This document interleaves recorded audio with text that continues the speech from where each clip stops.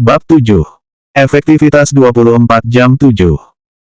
Gu Qingqing ketakutan karena tiba-tiba diserang seperti itu. Pria itu membungkam bibirnya. Ia tak bisa meminta bantuan. Ia hanya bisa mengandalkan tenaga tubuhnya untuk berjuang keras. Pria itu sepertinya merasakan perlawanan Gu Qingqing. Tubuh tingginya semakin menekan Gu Qingqing hingga seluruh tubuh wanita itu terkunci kuat di dinding. Tangan besar itu memegang pergelangan tangan Gu Qingqing erat dan menekannya ke samping badannya. Melihat kaki Gu Qingqing mencoba menyerang, pria itu segera mengunci salah satu kaki Gu Qingqing dengan kakinya untuk menghentikan perlawanan. Selama melawan, Gu Qingqing bisa merasakan aura kekuatan pria itu yang tak asing baginya. Jahitan kemejanya, bahkan aroma parfum Chen Wenji yang masih melekat. Apakah ini Leng Xicheng? Pikirnya bingung. Di tengah kebingungan Gu Qingqing, pria itu tiba-tiba membuka mulutnya. Aroma anggur dan tembakau yang kuat, bercampur dengan aroma min segar, langsung menguar dan merasuk. Gu Qingqing terkejut dan refleks mati-matian memberontak. Pria itu menarik kedua tangan Gu Qingqing ke atas kepalanya dan meremasnya erat-erat dengan satu tangan besar.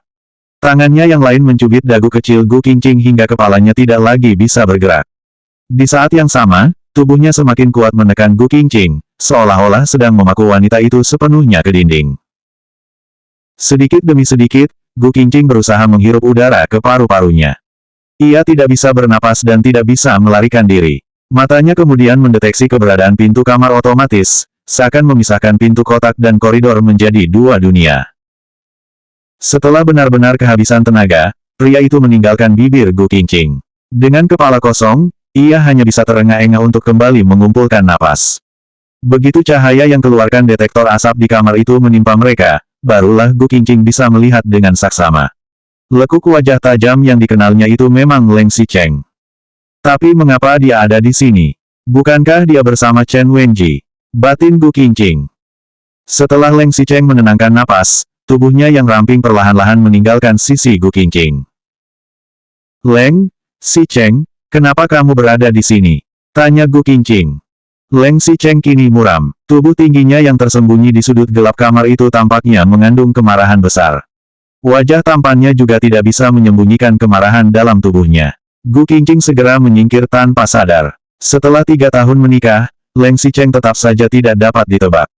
Namun, Leng Xicheng yang terlihat seperti itu membuktikan bahwa dia benar-benar marah. Konsekuensinya cukup serius. Leng Xicheng mengangkat matanya sedikit. Senyuman dingin terangkat dari sudut bibirnya. Ia menyandarkan tangan ke dinding untuk menghalangi jalur kabur Gu Qingqing. Tubuh besar dan tingginya perlahan-lahan menekan ke bawah, kokoh seperti gunung, membawa rasa penindasan yang kuat. Leng Xicheng, kamu, aku, Gu Qingqing jadi semakin gugup begitu ditatap lekat-lekat oleh mata Leng Xicheng yang suram. Ia merasa sedikit tak berdaya. Kenapa tidak kamu panggil Tuan Leng? Tanya Leng Xicheng. Kata-kata terakhirnya terdengar sedikit naik, seperti membagi rahasia antara sepasang kekasih.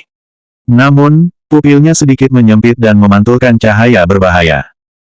Berjuang untuk menenangkan detak jantungnya, Gu Qingqing sedikit menunduk sambil mencoba memikirkan alasan. Aku hanya mengira bahwa itu tidak pantas.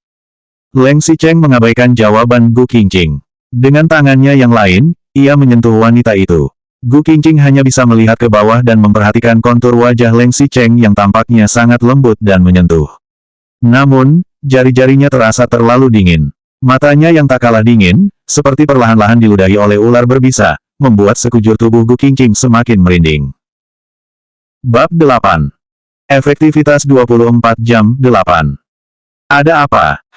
Tanya Leng Xicheng. Jemari dinginnya perlahan-lahan bergerak ke bibir Gu Qingqing, dan beberapa kali mengusap bibir itu dengan lembut.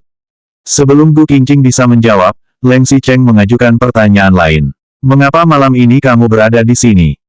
Gu Qingqing tahu bahwa Leng Xicheng muncul saat ini untuk menghabisinya. Ia terdiam sesaat. Leng Xicheng tak boleh tahu bahwa Gu Qingqing keluar untuk membicarakan urusan bisnis. Gu Qingqing tidak bisa mengatakan yang sebenarnya. Bohong, kebohongan kredibel apa yang bisa aku lakukan untuk sementara waktu? Pikirnya. Gu Qingqing berjuang keras untuk tetap tenang saat menjawab, aku dengar Huang Ting Entertainment adalah tuan rumah acara malam ini. Setelah jeda beberapa detik, perlahan ia menambahkan, kamu biasa membawa pasangan wanitamu yang baru. Aku ingin melihatnya. Leng Xicheng tidak menjawab. Kamar itu seketika diselimuti keheningan. Gu Qingqing cepat menengadahkan kepala untuk menatapnya. Ia hanya melihat alis ramping Leng Xicheng terangkat sedikit. Jemari pria itu kembali bergerak ke dagunya, membelai bekas cubitan di dagunya dengan lembut. Leng Xicheng meregangkan kepalanya sedikit ke depan. Sudut bibirnya yang lembut menutupi anting-anting telinga Gu Qingqing dengan tepat. Ujung lidahnya menggulung. Gu Qingqing seperti tersengat listrik dari atas kepala sampai ke tulang kaki. Aliran listrik merejaminya selapis demi selapis hingga jari-jari kakinya melengkung. Suara yang terdengar di telinganya membawa rasa kejahatan dan kemalasan, seolah-olah ia baru saja datang dari neraka. Benarkah? Bagaimana tanggapanmu tentang dia? Aku.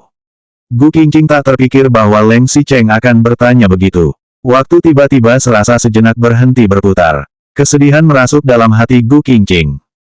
Gu Qingqing sekarang adalah istri Leng Xicheng.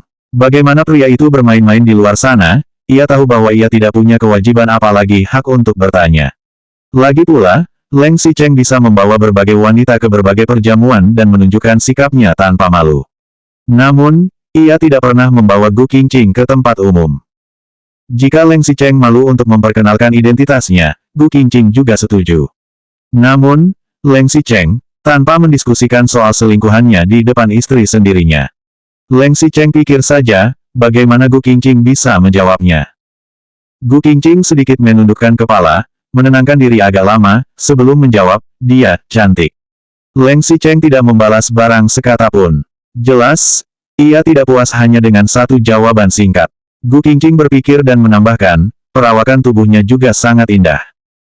Leng Xicheng mengangkat dagunya sedikit, memandangi sisi wajah Gu Qingqing dengan tertunduk penuh pikiran. Wajah tampannya tak menunjukkan banyak ekspresi. Setelah sekian saat, ia tiba-tiba kembali bertanya, apa lagi? Kedua mata Gu Qingqing sedikit terpejam. Dadanya naik turun, menunjukkan bahwa sepertinya ia sedang memikirkan sesuatu.